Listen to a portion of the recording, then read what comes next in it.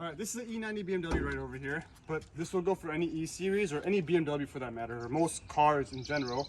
But if your hood struts don't stay up anymore, this is how to replace your hood struts.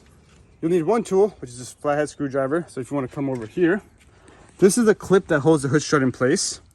There's a little slot underneath there. So all you gotta do is lift up on that clip and slide it up like that. Same thing on this one. Obviously it's gonna go the opposite way. So slide it down. It'll help to have someone hold the hood, but if you're by yourself, you can just hold the hood like that and just boom, boom.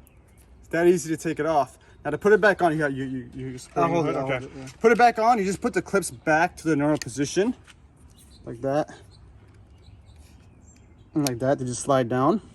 Then you just push them back in place, and they lock by themselves. So, boom. See, it's locked in place. I'm pulling on it, and it's stuck. The top one, same thing. Boom.